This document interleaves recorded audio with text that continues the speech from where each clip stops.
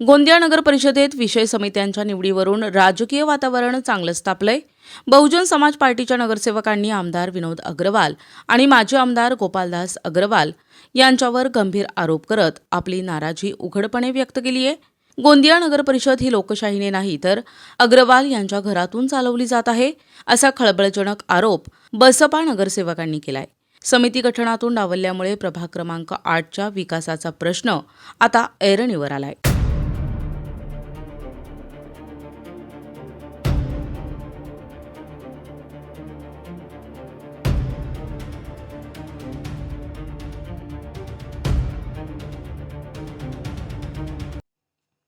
गोंदिया नगर परिषदेत सध्या भाजपचे 18, काँग्रेसचे 14, राष्ट्रवादीचे 5 आणि बसपाचे 2 नगरसेवक आहेत.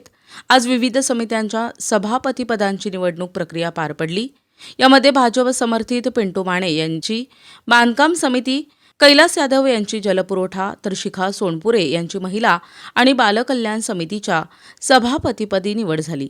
राष्ट्रवादी काँग्रेसच्या निर्मला मिश्रा आणि अनुज जयस्वाल यांनाही सभापतीपद मिळाली. मात्र प्रभाग क्रमांक 8मधून निवडून आलेल्या बसपाच्या सुनील भरणे आणि स्नेहा गडपायले या दोन्ही नगरसेवकांना कोणत्याही समितीत सदस्यत्व देण्यात आलेलं नाही. त्यामुळे संतापलेल्या बसपा नगरसेवकांनी थेट आमदार विनोद अग्रवाल आणि माजी आमदार गोपालदास अग्रवाल यांच्या कार्यपद्धतीवर प्रश्नचिन्ह उपस्थित केलंय. जनतेनं निवडून देऊनही केवळ राजकीय द्वेषापोटी आपल्याला विकास प्रक्रियेपासून दूर ठेवले जात असल्याचा आरोप त्यांनी केलाय. नगराध्यक्षपदी काँग्रेसचे सचिन शेंडे आणि उपनगराध्यक्षपदी भाजपचे संतोष पटले असतानाही बसपाला सत्तेपासून दूर ठेवण्याच्या या खेळीमुळे गोंदियाच्या राजकारणात मोठी खळबळ उडाली आहे. सबसे पहले ये जो घटना हुई है, ये 30 तारीख की आज की घटना और इससे पहले जो बैठक हुई वो घटना, इस घटना में और उस दोनों मीटिंग में एक फर्क ये हुआ, पिछली दफ़ा कांग्रेस ने और भाजपा ने दोनों ने क्या कर लिया, दोनों ने ये कह दिया कि भाई आप हमको काम करने दो, हम तुमको काम करने देंगे। और ऐसा कह के उन्होंने नगराध्यक्ष चुना हुआ था और उपाध्यक्ष उन्होंने वहाँ से चुन लिया आपसी समझौता करके। उसके बाद हमने ये सवाल उठाया कि भाई यहाँ पर वोट क्यों नहीं हुआ, चुनाव क्यों नहीं हुआ, क्यों नहीं चुना गया, क्यों ये नहीं पूछा गया कि कितने नगराध्यक्ष के साथ कितने लोग हैं और नगर उपाध्यक्ष के साथ कितने लोग हैं। तब आज फिर उन्होंने चुनाव कराया, तो ये एक बदलाव हुआ। लेकिन आज जो मीटिंग हुई उस मीटिंग में उन्होंने चुनाव तो करवाया, लेकिन इनकी सारी प्रोसेस किसी के घर पे, अभी आमदार के घर पे हुई, विधायक के घर पे हुई, सांसद के घर पे हुई, ये तो वही लोग जानेंगे। ये यहाँ जो आरओ बनकर आए थे, इलेक्शन कमीशन के जो आरओ बनकर आए थे, वही बताएंगे कि ये सारी की सारी प्रोसेस कहाँ बैठकर हुई। दूसरी बात ये कि हम प्रभाग क्रमांक 8 के जनता के चुने हुए प्रतिनिधि हैं, तो अगर लोगों ने अगर हमको वोट देकर चुना है तो लोकतंत्र का सम्मान करते हुए इन्होंने उन लोगों की सेवा करने के लिए हमको किसी भी समिति में नहीं लिया।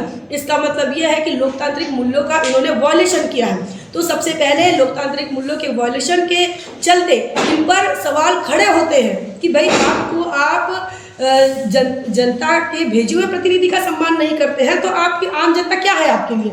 दूसरी बात यह है कि पब्लिक रिप्रेजेंटेटिव को ही आप रिप्रेजेंटेशन नहीं दे रहे हैं, लोगों ने जिसको चुनकर भेजा उसी को रिप्रेजेंटेशन नहीं दे रहे हो। तो क्या ये रिप्रेजेंटेशन किसके लिए है? जो लोग कांग्रेस और भाजपा के दरबार में मुजरा करते हैं उन लोगों के लिए है ये रिप्रेजेंटेशन? ये सबसे बड़ा सवाल है। इन्होंने जितने भी डिपार्टमेंट चूज किए उन डिपार्टमेंट में वो ये चाहते हैं कि हम उनके सामने गिड़गिड़ाएं, रोए और उनके फेंके हुए नोटों को हम स्वीकार करें, तब जाकर ये हमें अपने साथ शामिल करेंगे।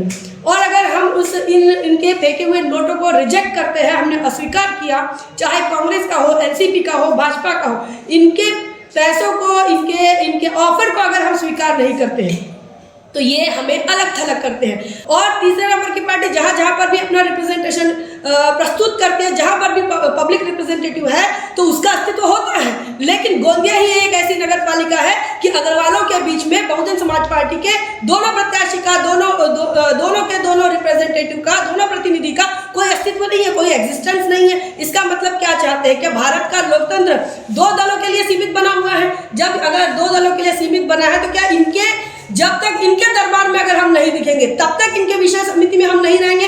अगर ऐसा है तो इन्होंने खुलकर बोलना चाहिए कि हाँ, तुम लोग अगर गोपाल अग्रवाल या विनोद अग्रवाल के दरबार पे दिखोगे तब तभी जाकर आपकी बात मानी जाएगी। सबसे ज़्यादा काम आज गोंदिया के अंदर कहीं बचा हुआ है, जहाँ नहीं हुआ है विकास कार्य, सबसे ज़्यादा बजट के लिए परेशान अगर कोई क्षेत्र है तो वो आज की तारीख में कुमार नगर है, सावित्रीबाई फुले वार्ड है। और ऐसे में ही इसी प्रभाग के प्रतिनिधियों को प्रतिनिधि नहीं मानना, ये नगर पालिका प्रशासन और नगर पालिका में जितने भी चुने हुए सिलेक्टेड और इलेक्टेड जो मेंबर आए हैं वो तमाम लोग इससे ये समझ में आता है कि इनकी जातिवादी सोच है। आइडियोलॉजी के तौर पर हम अलग हो सकते हैं, वैचारिक तौर पर, विचारधारा के तौर पर अलग हो सकते हैं, लेकिन लोगों ने जब चुन कर दिया तो उनका काम है कि हमें अलग थलग ना रखकर हमें कोई किसी जिम्मेदारी में शामिल करना चाहिए। लेकिन ये चाहते हैं कि ये हमें शामिल ना करें, हमारे एग्जिस्टेंस को या हमारे अस्तित्व को नकारना, ये इनकी जातिवादी सोच है। आज नगर परिषद में विषय समितियों की सभा थी और आज का हमारा जो मुद्दा है कि जो विषय समितियां होती है तो उसमें जितने भी पार्षद हैं, चाहे किसी भी पक्ष से चुन के आए, उन लोगों को प्रतिनिधि वहाँ पर बनाना चाहिए, यानी सब्जेक्ट समिति में लेना चाहिए। लेकिन हम बहुजन समाज पार्टी के मात्र 2 पार्षदों को किसी भी समिति में नहीं लिया गया, यानी हम लोग प्रभाग क्रमांक 8 के पार्षद चुन के आए हैं। यानी ऐसा हो गया कि अभी नगर परिषद के मतलब इनके सिस्टम में हमारा प्रभाग नगर परिषद में नहीं है, ऐसा हो गया। क्योंकि हम ये नहीं बोल रहे थे, क्योंकि अभी इन्होंने कानून बनाया, नए ये कानून बनाते रहते। तो इसके पहले भी मैं 15-20 साल पहले पार्षद था, तब मैं समिति में था, यानी उस समय मैं सिंगल चुन के आया था। अभी तो हम 2 आए। पुराने नियम क्या थे और अभी के नियमों में क्या ये? अभी के पुराने देखो, पहले मैं हर पूरे 5 साल सब्जेक्ट समितियों में रहता था। इस साल हमको दोनों को सब्जेक्ट समिति में नहीं, उन्होंने भी नया समीकरण लाया तो बताया कि उनके हिसाब से आपको लेते नहीं आता। अगर हम कांग्रेस या बीजेपी में अगर चले जाते हैं या उनके संबंधी या उनसे जो भी है, तब वो हमको ले सकते थे। यानी मुझे ये नहीं समझ में आया कि ये कौन होते हैं हमको उसमें सब्जेक्ट समिति में रखने वाले, कि भाई भारत का संविधान ये बोलता है कि जिसकी जितनी संख्या भारी उसकी उतनी भागीदारी। तो ये कानून बनाने वाले कौन होते? अभी हमारी ये मांग है, हमारी ये है, हम मेरे आपके लोगों के माध्यम से हम शहर की जनता और जो भी हमारी आवाज सुनिए बताना चाहते हैं कि भैया क्या तीसरी पार्टी इस देश में नहीं रह सकती? यानी हम 2 पार्टी के सम्मिलित हो जाएंगे, उनके पिछले लोग बन जाएंगे तो आप हमको मौका देंगे। आप होते कौन है हमको मौका देने वाले? भाई हम ये बोल रहे हैं कि हमारे संख्या के हिसाब से आपको वो प्रतिनिधित्व देना था भाई सब्जेक्ट कमिटियों में। सभागृह में आज आपने डिमांड की थी ऐसे पदों के लिए? नहीं, हमने कोई डिमांड नहीं की। हमको जो है बीजेपी कांग्रेस दोनों तरफ से ऑफर थे, सभी टाइप के ऑफर थे। हमने कहा कि भैया हमको जनता ने चुन के दिया है जनता की काम करने के लिए, तो हमने जो, क्योंकि हमारा जो वोटर भी है वो बीजेपी को पसंद नहीं करता। ये जो इन्होंने जो सिस्टम बनाई ये गलत है। हमारा वो सिस्टम पे हमारा वार है कि भाई हमारी जो संख्या है उस संख्या के आधार पे हमको प्रतिनिधित्व मिलना था। तो हम आपके माध्यम से इस शहर की जनता को ये बताना चाहते हैं कि हमारे साथ अन्याय हुआ है।